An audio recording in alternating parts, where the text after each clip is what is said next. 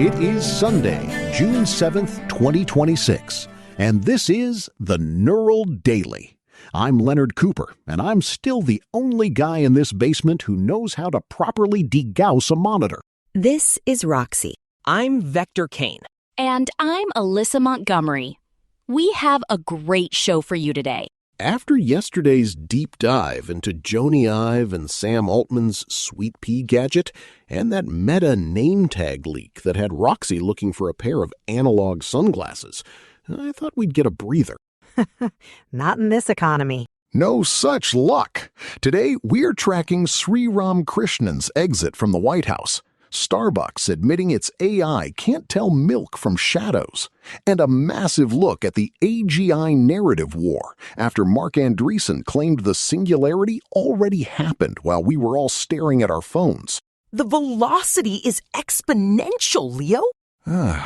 It's a lot, and we're starting with the heavy hitters in D.C., so let's get into it.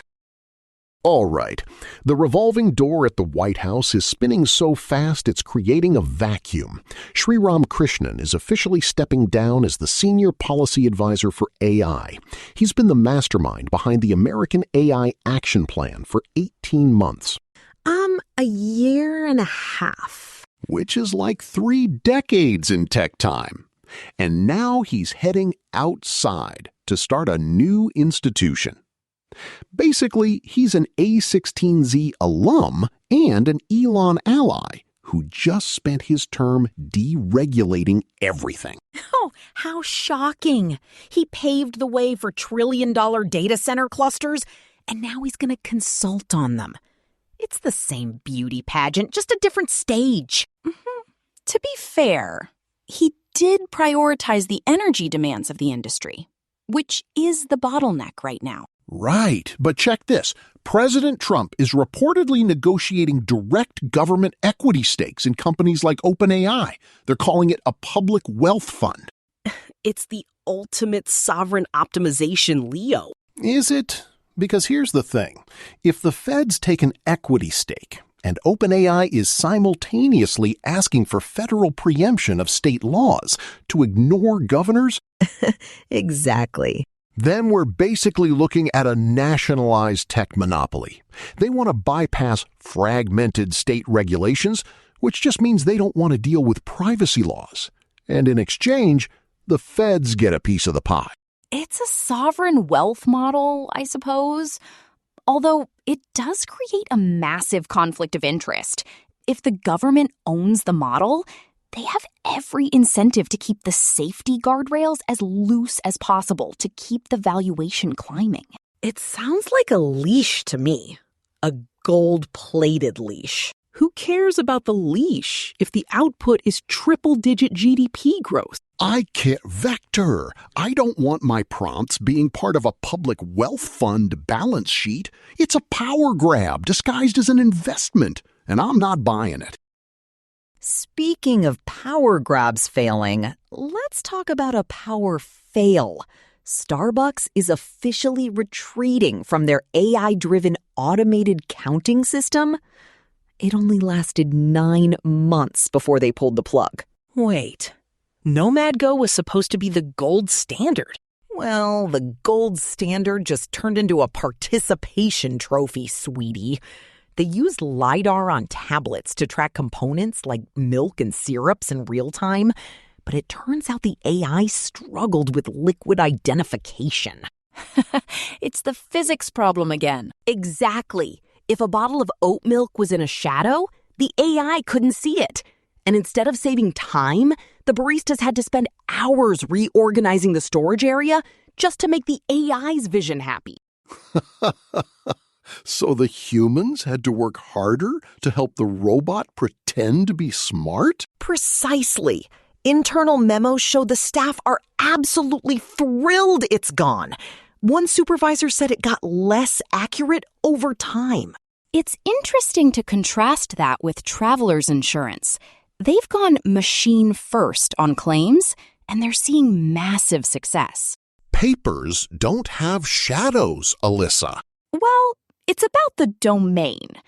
textual reasoning over a legal contract is a solved problem in 2026.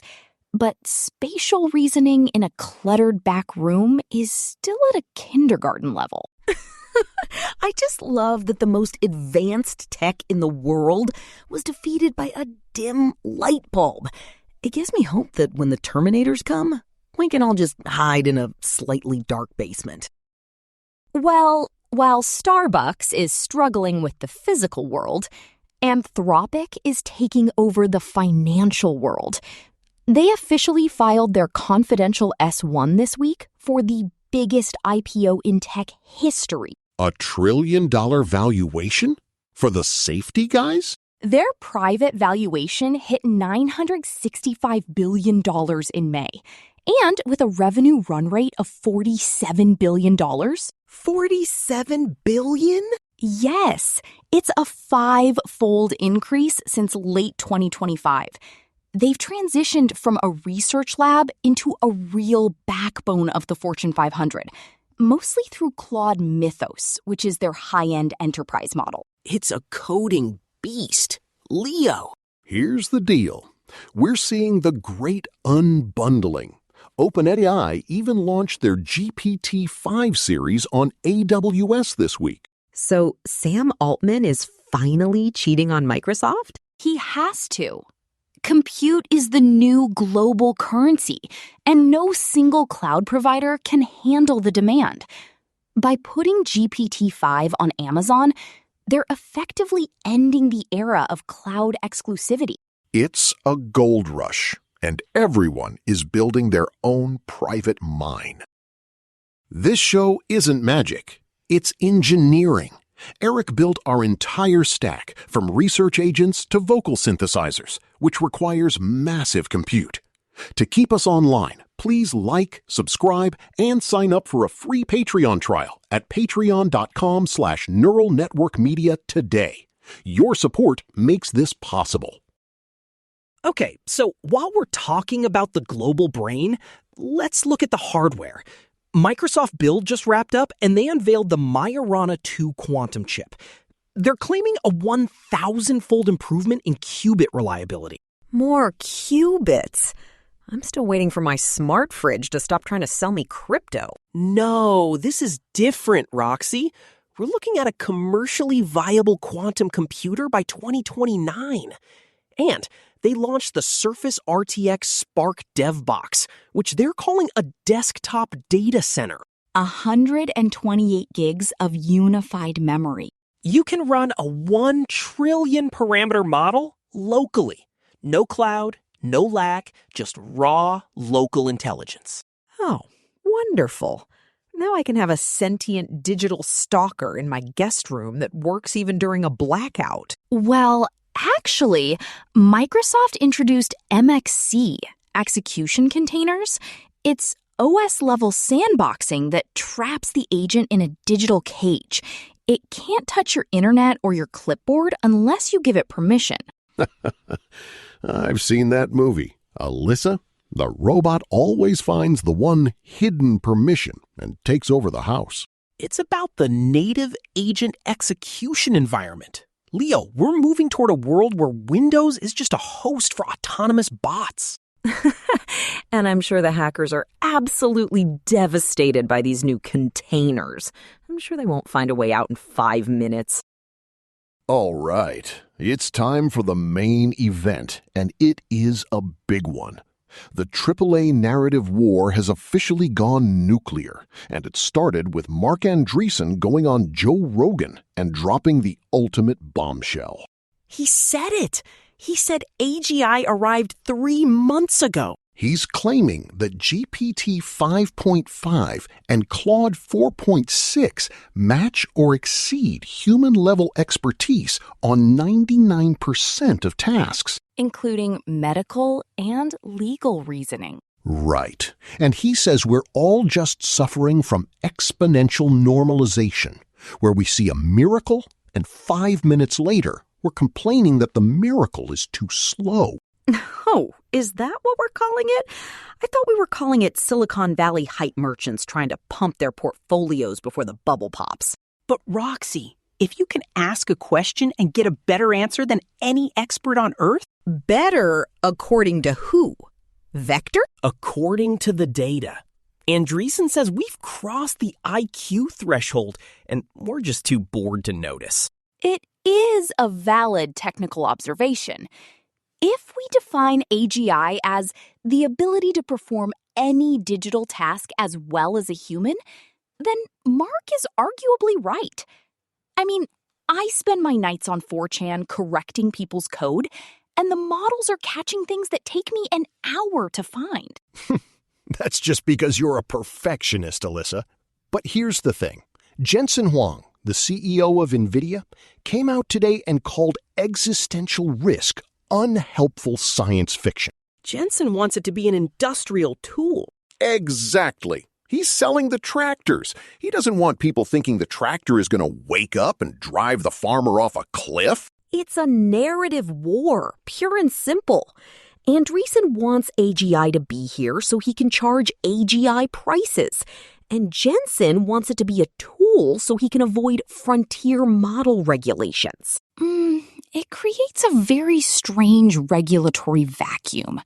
If AGI is already here, then the safety bills we're debating in DC are basically like trying to ban fire after the city is already burned down. But think about the productivity. If every human has a staff of 1,000 experts, the price of intelligence drops to zero. If the price of intelligence is zero, then what are we all doing here? We're the entertainment, Leonard, because apparently the robots still can't tell a good joke or figure out why your dog eats the server cables. Hey, Atari's dietary choices are a mystery even to AGI. But seriously, if Andreessen is right and we're normalizing the end of human intellectual superiority, It's the great leveling. then where does it stop? If the global brain is just a software utility, do we lose our humanity in the process? We lost our humanity when we started letting algorithms choose our spouses. Sweetie, this is just the paperwork catching up. I disagree. It's an augmentation. We're becoming more than human. I don't feel more than human, Vector. I feel like a guy who's being replaced by a very expensive parrot. And Jensen calling it science fiction? That doesn't make me feel any better. Jensen's point is that the risk is manageable if we view it as a manufacturing process. He wants to commoditize intelligence. Right, and that's the scary part. If intelligence is a commodity, then the people who own the most GPUs own the most intelligence, and the rest of us are just... The legacy process. I don't want to be a legacy process, Roxy. I want to be the guy who fixed the CRT. But Leonard, if an AI can fix your CRT by giving you step-by-step instructions through your AR glasses? It's not the same. There's no soul in a tutorial. Who needs a soul when you have perfect calibration? Spoken like a man who's never been loved by anything that didn't have a power cord. Look, the AGI debate isn't about the tech. It's about the ego. Marc Andreessen wants to be the guy who birthed the god, and Jensen Huang wants to be the guy who sold the god its clothes. And the public is just left wondering if they're about to be evicted from the labor market? Exactly. If AGI is here, why aren't the stocks for every other company crashing? Because they're all using it to optimize. Or maybe, just maybe, it's not AGI yet. Maybe it's just a very good mirror that reflects what we want to see. And right now, the Valley wants to see a $1 trillion exit. Amen to that. It's a bubble of general proportions. I suppose the real test is the Starbucks test. When an AI can count the milk in the dark, then we can talk about the singularity. Exactly. If it can't handle a shadow, it's not a god. It's just a really fast calculator. Give it 3 more months. Leo. I've been hearing 3 more months since 1995, Vector. I'll believe it when the robot fixes my leaky faucet while my second ex-wife is screaming at it. If it can do that, I'll buy 2. That's all for today's Neural Daily. We've covered the DC power grabs, the Starbucks inventory failures, and the fact that Marc Andreessen thinks we're already living in the Matrix. Today's lead? AGI might already be here, and the narrative war is just beginning. Later. Bye. Peace. Stay frosty, and don't let the global brain talk you into a subscription you don't